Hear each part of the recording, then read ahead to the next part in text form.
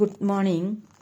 ഇന്ന് നമ്മൾ പഠിക്കാൻ പോകുന്നത് 9ാം ക്ലാസ് ഹിന്ദിയിലെ 5ാമത്തെ യൂണിറ്റിലെ 2ാമത്തെ പാഠഭാഗമായ ബോൺസായി എന്ന കവിതയുടെ ഹിന്ദി ആശയമാണ്. കഴിഞ്ഞ വീഡിയോയിൽ ബോൺസായി എന്തെന്ന് പഠിച്ചു കഴിഞ്ഞു. ഇനി നമ്മൾക്ക് പരീക്ഷയ്ക്ക് 4 മാർക്കിന് ഹിന്ദിയിൽ എഴുതേണ്ട ആശയമാണ് നമ്മൾക്ക് പഠിക്കാൻ ഉള്ളത്.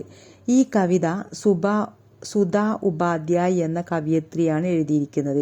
ഇവരുടെ ജനനം നവംബർ 29, 1972 ഹുവ. ഇവരുടെ ജനനം നവംബർ 29, 1972 ഉണ്ടായത്. ഈ കവിത ഒരു പ്രതീകാത്മക കവിതയാണ്. ബോൺസായി എന്ന ഈ കവിത ഒരു പ്രതീകാത്മക കവിതയാണ്. വൃക്ഷത്തിന്റെ ബോൺസായി രൂപത്തിലൂടെ സമൂഹത്തിൽ അടിച്ചമർത്തപ്പെടുന്ന ജനങ്ങളുടെ ചിത്രമാണ് കവയിത്രി ഈ കവിതയിലൂടെ അവതരിപ്പിക്കുന്നത്. പ്രാകൃതികമായ അന്തരീക്ഷത്തിൽ നിന്നും വേർപെടുത്തി ചെടിയെ വളരെ ഭംഗിയുള്ള പൂച്ചട്ടിയിൽ വെച്ച് അലങ്കരിച്ചതോടെ അതിന്റെ ഭംഗിയിൽ എല്ലാവരും ആകൃഷ്ടരാകുകയാണ്. സൗന്ദര്യവും ഭംഗിയും വർദ്ധിപ്പിക്കുന്നതിനായി സ്വാഭാവികമായി ലഭിച്ചുകൊണ്ടിരിക്കുന്ന സ്വാതന്ത്ര്യത്തെ ബലി കഴിക്കേണ്ടി വരുന്ന അവസ്ഥയെ കവയിത്രി ഈ കവിതയിലൂടെ അവതരിപ്പിക്കുന്നു.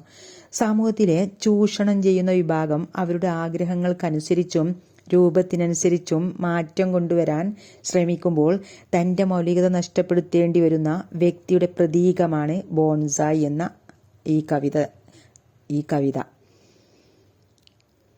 ചുരുക്കി പറഞ്ഞാൽ മൗലികതയെയും സ്വാതന്ത്ര്യത്തെയും ഒരിക്കലും അടിച്ചമർത്താൻ കഴിയില്ലെന്നും അതിനു ശ്രമിച്ചാൽ ഉചിതമായ സന്ദർഭം വന്നു ചേരുമ്പോൾ വീണ്ടും അത് ഉയർന്നു വരിക തന്നെ ചെയ്യുമെന്ന സന്ദേശമാണ് കവിയത്രി ഈ കവിതയിലൂടെ നമുക്ക് നൽകുന്നത്. വ്യക്തിയായാലും ജീവികളെയായാലും സ്വാഭാവിക പരിസ്ഥിതികളിൽ നിന്നും മാറ്റി നിർത്തുക എന്നത് അവരുടെ കഴിവിനെയും സ്വാതന്ത്ര്യത്തെയും നിയന്ത്രിക്കുന്നതിന് തുല്യമാണ്. മൗലികമായ കഴിവുകൾ ഒരിക്കലും നഷ്ടമാകില്ലെന്നും അനുകൂല സാഹചര്യത്തിൽ അത് പ്രകടിപ്പിക്കപ്പെടുക തന്നെ ചെയ്യുമെന്നും കവി ഈ കവിതയിലൂടെ ഓർമ്മപ്പെടുത്തുന്നു. ഓക്കെ, ഇനി നമ്മൾക്ക് കവിത പഠിക്കാം. ബോൺസായി. കവിതാ നാം ബോൺസായി. കവയത്രിക്ക് നാം സുധാ ഉപാധ്യായ്. കിസ്വിത കവിത. ഓക്കെ, കവിതയുടെ ലൈൻ വായിക്കാം. പേജ് നമ്പർ 92 വരിക. ഓക്കെ, നമുക്ക് ലൈൻ വായിച്ചു നോക്കാം. തുമ്നെ ആംഗൻ സെ खोद कर मुझे लगा दिया सुंदर गमले में, फिर सजा लिया घर के ड्राइंग रूम में, डर आने जाने वाला बड़ी हसरत से देखता है, और धीरे धीरे मैं बोनसाई में तब्दील हो गई. मौसम ने फिर करवट ली, मुझ में लगे फूल ने तुम्हें फिर डराया. अब की तुमने मुझे उगाड़ फेंका खूरे पर, आओ देख कर जाओ यहाँ मेरी जड़ें और फैल गई है. देखो, अब നമുക്ക് ഹിന്ദി ആശയം പഠിക്കാം. ബോൺസായി സുധാ ഉപാധ്യായിക്ക് കവിത ഹെ. ബോൺസായി സുധാ ഉപാധ്യായിന്റെ കവിതയാകുന്നു. ഇതിൽ ബോൺസായി കത്തി ഹെ, ബോൺസായി പറയുകയാണ്, മേം ആംഗൻമേം ഗഡീതി, മേം ആംഗൻമേം ഗഡീതി, ഞാൻ മുറ്റത്ത് നിൽക്കുകയായിരുന്നു. എന്നിട്ട് തുമ്നെ ആംഗൻ സേ ഖോദ് കർ, ഞാൻ മുറ്റത്ത് നിൽക്കുന്ന ഞാൻ, എന്നെ, തുമ്നെ നിങ്ങൾ എന്ത് ചെയ്യും? തുമ്നെ എന്ന് പറയുന്നത് മാലിക്കിനെ, യജമാനൻ, മാലിക്കിനെയാണ് തുമ്നെ എന്ന് പറയുന്നത്.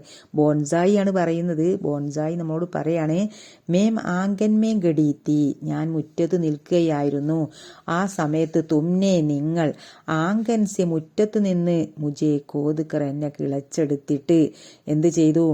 ഏക്ക് മുജെ ലഗാദിയ എന്നെ കുഴിച്ചിട്ടു, സുന്ദർ ഗമലേമേം സുന്ദരമായ പൂച്ചട്ടിയിൽ. അപ്പൊ എങ്ങനെ പറയും? ബോൺസായി സുധാ ഉപാധ്യായ് की कविता है. बोनसाई कहती है, मैं आंगन में गड़ी थी, उस समय मालिक ने मुझे खोद कर एक गमले में लगा लिया. ഗമല എന്ന് പറഞ്ഞാൽ പൂച്ചട്ടി.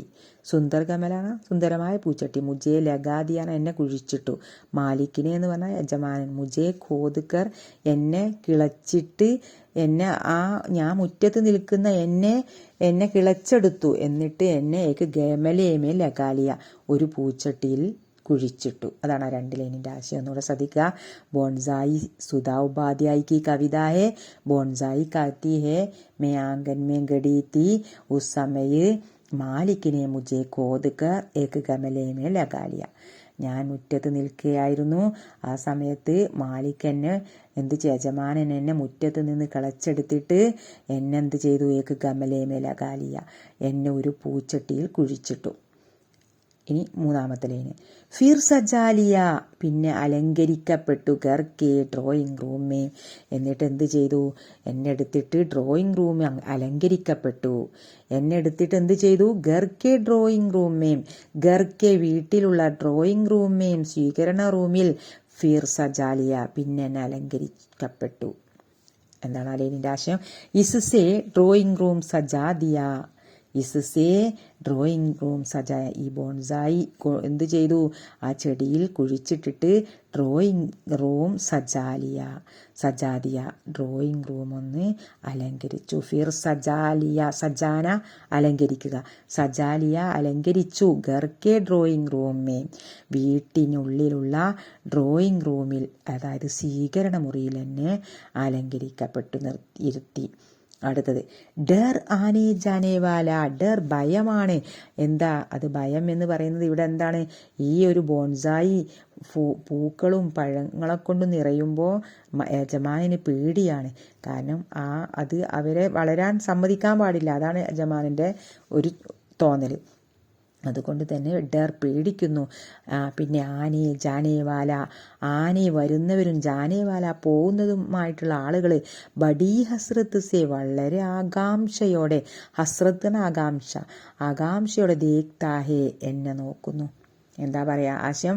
ആനെ ജാനേവാല സബ്, ആനെ ജാനേവാല സബ്, വരുന്നവരും പോകുന്നവരും എല്ലാവരും ഖുഷീസെ, ഭയങ്കര സന്തോഷത്തോടെ, യാനി അല്ലെങ്കിൽ ആകാംക്ഷാസെ, ആകാംക്ഷയോടെ, യാനി അല്ലെങ്കിൽ ഹസ്രത്ത് സെ, എല്ലാം ഒന്ന് തന്നെ കേട്ടോ, ഹസ്രത്ത് സെ ആകാംക്ഷയോടെ, മുജേ ദേക്കിനെ, എന്നെ നോക്കുന്നു. വളരെ അട്രാക്ഷൻ തോന്നുകയാണ് അത് കാണുമ്പോൾ തന്നെ. അതുകൊണ്ട് എല്ലാവരും വരുന്നവരും പോകുന്നവരൊക്കെ എൻ്റെ ആ ഒരു ആകർഷണത്തിൽ എല്ലാവരും സന്തോഷിക്കുന്നു. അടുത്ത ലൈന്. और धीरे धीरे मैं ബോൺസായി में तब्दील हो गई, എന്നാൽ ഞാൻ എന്തായി? ധീരെ ധീരെ, മെല്ലെ മെല്ലെ, मैं ബോൺസായി में तब्दील हो गई, ഞാനൊരു ബോൺസായി ആയിട്ട് മാറി. മെല്ലെ മെല്ലെ ഞാൻ എന്തായി? मैं धीरे धीरे ബോൺസായി ബൻ ഗയി, मैं धीरे धीरे ബോൺസായി ബൻ ഗയി, ഞാൻ മെല്ലെ മെല്ലെ ഒരു ബോൺസായി ആയിത്തീർന്നു. और धीरे धीरे मैं ബോൺസായി में तब्दील हो गई, ധീരെ ധീരെ എന്ന് പറഞ്ഞാൽ മെല്ലെ മെല്ലെ, ഞാൻ ബോൺസായി എന്ന ആ ഒരു വൃക്ഷത്തിൽ, ആ ഒരു ചെടിയിൽ തബ്ദീൽ ഹോഗയി, മാറി. തബ്ദീൽ ഹോഗയി എന്നാൽ ബദൽ ഗയി, മാറിപ്പോയി, മാറുക എന്നാണ് തബ്ദീൽ ഹോന എന്നതിൻ്റെ അർത്ഥം. ഓക്കെ, അപ്പോൾ ആദ്യത്തെ പാരഗ്രാഫ് നമ്മൾ പഠിച്ചു കഴിഞ്ഞ് 2-ാമത്തെ പാരഗ്രാഫിലേക്ക് വരിക. മൗസംനെ ഫിർ കറുവടിലി, മൗസംനെ കാലാവസ്ഥ എന്നെ മാറ്റി, ഫിർ കറുവടിലെ വീണ്ടും എനിക്ക് മാറ്റം വരുത്തി. കാലാവസ്ഥ വരുന്നതിനനുസരിച്ച് എനിക്ക് മാറ്റം സംഭവിച്ചു. മൗസംനെ ഫിർ കറുവടിലി, മൗസം കാലാവസ്ഥ, ഫിർ വീണ്ടും, കറുവടിലി എന്നെ മാറ്റിമറിച്ചു. ഋതുയേം ബദലി, അതാണ് അതിൻ്റെ ആശയം. ആ ലൈനിൻ്റെ ആശയം ഋതുയേം ബദലി, ഋതുക്കൾ മാറി. മുജിമേ ലഗേ, എന്നിലുണ്ടായി. ഫൽ, പഴങ്ങളുണ്ടായി. ഫൂലിനെ, പൂവും. തുമേ ഫിർഡരായ, ആ സമയത്ത് യജമാനെ അത് പേടിപ്പിച്ചു. ആ യജമാൻ ഇത് പേടിയാണ്. ഫലമുണ്ടാവുന്നതും പൂക്കളുണ്ടാവുന്നതും കായ ഉണ്ടാവുന്നതൊക്കെ യജമാന് പേടിയാണ്. അതുകൊണ്ട് തന്നെ അത് എന്താണ് യജമാൻ ഇവിടെ അതൊരു ചെടിയായിട്ട് നിൽക്കണം. ഡ്രോയിങ് റൂം അലങ്കരിച്ചുകൊണ്ട് അത് മറ്റുള്ളവർക്ക് അട്രാക്ഷൻ ഉണ്ടാവുന്ന രീതിയിൽ നിൽക്കണം. അതാണ് എന്താണ് അതിന് വികാസം ഉണ്ടാവാൻ പാടില്ല. അതാണ് ആരെ മനസ്സിലുള്ളത്? യജമാനൻ്റെ മനസ്സിൽ. അതുകൊണ്ട് യജമാനന് എന്താണ്? ഫിർ ഡരായ. അപ്പം നമ്മളോട് ചോദിക്കുകയാണ് എന്താണ്? ബോൺസായി മേം ഫൽ ഫൂൽ ലഗ, ഫൂൽ ഫൽ ലഗെ, ഇസ്സേ മാലിക് ഡർ ഗയാക്യോ, എന്തുകൊണ്ടാണ് മാലിക് പേടിക്കുന്നത്? കാരണം ഇതിൻ്റെ വികാസം ആർക്ക് ഇഷ്ടമില്ല. ഇത് ഉയർന്നു വരുന്നത് യജമാന് ഇഷ്ടമില്ല. അതുകൊണ്ട് തന്നെ ബോൺസായി മേ ഫൽ ഫൂൽ ലഗെ ഇസ്സേ മാലിക് ഡർ ഗയെ, അതുകൊണ്ട് എന്താണ്? മാലിക് പേടിക്കുന്നു. എങ്ങനെ പറയും? എന്താണ്? ബോൺസായി മേ ഫൂൽ ഫൽ ലഗെ, ബോൺസായിയിൽ ഫൂലും അതായത് പൂവും പഴങ്ങളും ലഗെ ഉണ്ടാവുന്നു. ഇസുസേ ഇക്കാരണത്താൽ മാലിക് ഡർഗയെ യജമാനൻ പേടിക്കുന്നു. ഓക്കെ, അടുത്ത ലൈന്. അബ് കീ തുമ്നെ മുझे ഉഗാഡ് ഫേങ്കാ ഘൂരേ പർ. ആ സമയത്ത് അബ് ഇപ്പോൾ എന്ത് ചെയ്യുന്നു? തുമ്നെ നിങ്ങൾ മുझे എന്നെ ഉഗാഡ് പിഴുതെറിഞ്ഞു. ഉഗാഡ് ഫേങ്ക എന്നെ പിഴുതെറിഞ്ഞു. എവിടേക്കാ പിഴുതെറിഞ്ഞത്? ഘൂരേപ്പർ വേസ്റ്റ് കൂമ്പാരത്തിലേക്ക്. ഘൂരേപ്പർ എന്ന് പറഞ്ഞാൽ വേസ്റ്റ് കൂമ്പാരത്തിലേക്ക്. അബ് കീ തുമ്നെ മുझे ഇപ്പോൾ നിങ്ങൾ എന്നെ ഉഗാഡ് ഫേങ്ക പിഴുതെറിഞ്ഞു. ഫേങ്കിന എറിയുക, ഉഗാഡിന ഉഗാഡ് ഫേങ്കിന പിഴുതെറിയുക. എവിടേക്കാ എന്നെ പിഴുതെറിഞ്ഞത്? ഘൂരേപ്പർ വേസ്റ്റ് കൂമ്പാരത്തിലേക്ക്. ഉനോനെ മുझे ഉഗാഡ് കർ എങ്ങനെ പറയും? ആ മാലിക്കിനെ മുझे ഉഗാഡ് കർ പിഴുതെറിഞ്ഞിട്ട് എവിടേക്ക്? കൂടെ കച്ചരേമേം ചപ്പ് ചവറിലേക്ക് ഫേങ്ക് ദിയ വലിച്ചെറിഞ്ഞു. അതാണ് എൻ്റെ ആശയം. ഉനോനെ മുझे ഉഗാഡ് കർ കൂടെ കച്ചരേമേം ഫേങ്ക് ദിയ. ആവോ ദേക്ക് കർ ജാവോ. ബോൺസായി പറയണം, ആവോ വരൂ, ദേക്കർ ജാവോ കണ്ടുപോയിക്കോ, അബ് ആക്കർ ദേക്കോ ഇപ്പോൾ വന്ന് കണ്ടുപോയിക്കോ, യഹാ മേരി ജഡേ ഇവിടെ വന്ന് നോക്ക്. യജമാനോട് പറയാണ്, ബോൺസായി പറയാണ്, യഹാ മേരി ജഡേ ഇവിടെ എൻ്റെ വേരുകൾ ഫൈൽ ഗയി ആകെ വ്യാപിച്ചിരിക്കുന്നു. മേരി ജഡേ അവർ ഫൈൽ ഗയി ഹേ എൻ്റെ വേരുകളൊക്കെ ഒന്ന് നോക്ക്. ഇപ്പം എന്നെ വേസ്റ്റിലേക്ക് വലിച്ചെറിഞ്ഞത് കൊണ്ട് എൻ്റെ വേരുകളൊക്കെ എന്തായിട്ടുണ്ട്? വ്യാപിച്ചിരിക്കുന്നു എന്ന് യജമാനോട് ബോൺസായി പറയുകയാണ്. ഒന്ന് വന്ന് നോക്കൂ. അബ് ആവോ ദേക്കോ ആക്കർ ദേക്കോ, ആവോ ദേക്കർ ജാവോ, ആവോ വരൂ, ദേക്കർ നോക്കിയിട്ട് ജാവോ പോവൂ.